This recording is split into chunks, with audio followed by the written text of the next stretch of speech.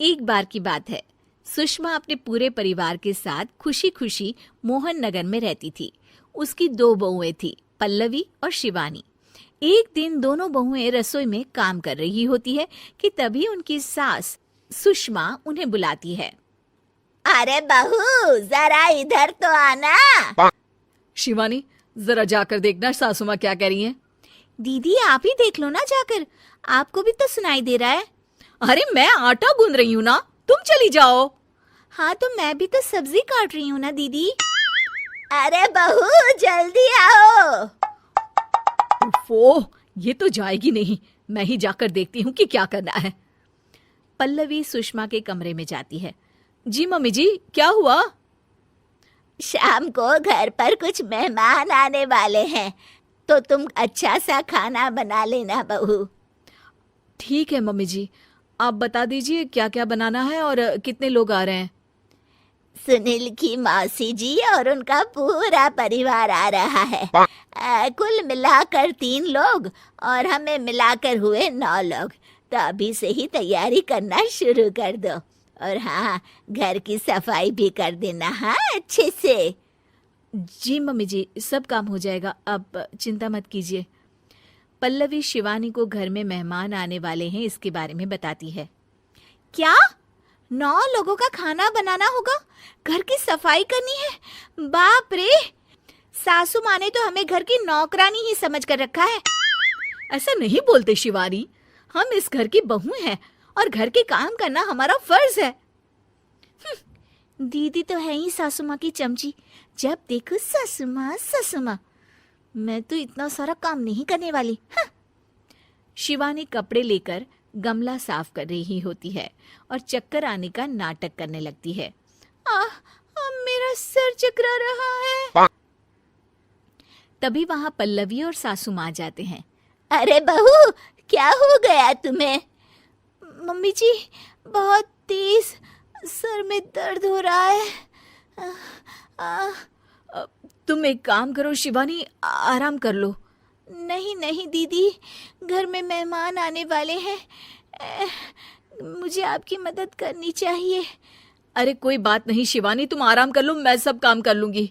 ठीक है दीदी, अगर आप इतना कह रही हैं तो आराम कर लेती हूँ। शिवानी आराम से अपने कमरे में मैगजीन पढ़ रही होती है। इसे कहते हैं आराम की जिंदगी। इतना सारा काम। चलो सारा काम खत्म हो गया, शिवानी को देख आती हूँ। शिवानी अपने कमरे में ईयरफोन में गाने सुनते सुनते सो जाती है और उसके साइड में मैगजीन भी रखी होती है। पल्लवी वहां आ जाती है और वो सब देखती है। ओहो, तो मतलब सब काम चोरी का बहाना था। अभी बताती हूँ इसको। घर का सारा काम मुझे करना पड़ा और ये महारानी यहाँ मैगजीन पढ़ रही है, गाने सुन रही है। पल्लवी रसोई से एक प्लेट और चम्मच लेकर आती है और शिवानी को थाली बजाकर उठाने लगती है। शिवानी अचानक से उठती है। उठ गई महारानी, गाने भी सुन लिए, मैगजीन भी पढ़ ली। तुम तो बहुत बड़ी झूठी निकली शिवानी। तुमने सर दर्द का बहाना बनाया ताकि काम करने से बच सको। हाँ बनाया बहाना, तो क्या करती, इतने सारे काम करती। मुझे कोई शौक नहीं है चापलूसी का। क्या चापलूसी? तुम्हें लगता है कि मैं सारे काम चापलूसी के लिए कर रही हूँ? और नहीं तो क्या। तभी वहां सासू माँ आ जाती हैं। अरे बहू, वो लोग बस आने ही वाले हैं, तुम तैयारियां कर लो। जी सासू माँ, तुझे तो मैं बाद में देखती हूँ। सब खाना खाने बैठते हैं और खाना शुरू करते हैं। तभी सुनील की मौसी बोलती है। वाह भाई वाह, खाना तो बहुत ही अच्छा बना है सुषमा जी, एक एक चीज में क्या स्वाद है। ये सुनकर शिवानी मुंह बना लेती है।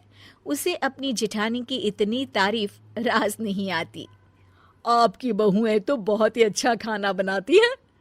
हाँ बनाती तो दोनों ही अच्छा है, पर आज ना ये सारा खाना बड़ी बहू ने बनाया है। छोटी बहू की तबीयत ठीक नहीं थी, सो इसलिए। मानना पड़ेगा सुषमा जी, आपकी बड़ी बहू तो बहुत ही गुणवान है। पल्लवी की तारीफ सुनकर शिवानी को जलन होती है। पल्लवी ये सुनकर खुश हो जाती है और शिवानी की तरफ देखकर उसे चिढ़ाती है। कुछ देर बाद मेहमानों के जाने का वक्त हो जाता है। मौसी जी सबके लिए उपहार लाई होती है। वो सबको शगुन के पैसे देती हैं और अंत में पल्लवी के पास आती है। तुम्हारे लिए शगुन का लिफाफा तो है ही, पर बहू तुम्हें एक और उपहार भी मिलेगा इतना अच्छा खाना बनाने के लिए। मौसी अपने सोने के कंगन निकालकर पल्लवी को पहना देती है। ये लो, ये मेरे मनपसंद कंगन है, अब से ये तुम्हारे हुए। धन्यवाद मौसी जी। ये देखकर शिवानी तो पूरी तरह से जल जाती है और गुस्से से रसोई में चली जाती है। तभी वहां पल्लवी आ जाती है और उसे अपने कंगन दिखाने लगती है। देवरानी जी, अब आपका सर दर्द ठीक तो है ना? मुझे लगता है कि अब सर दर्द शुरू हो गया होगा आपका।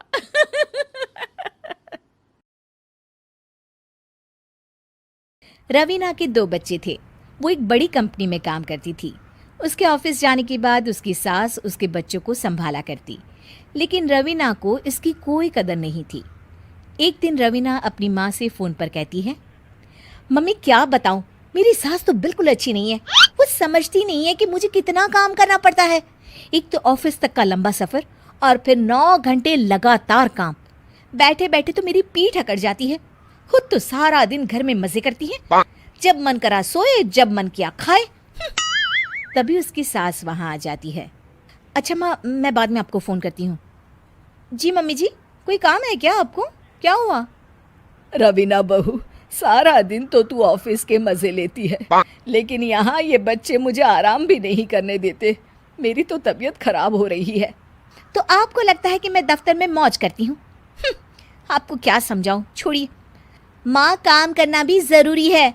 मजबूरी नहीं होती तो मैं खुद ही अपने बच्चों को देख लेती। अब आज तो छुट्टी है ना, आज तो कम से कम घर का काम कर ले। बहू काम शुरू करती है।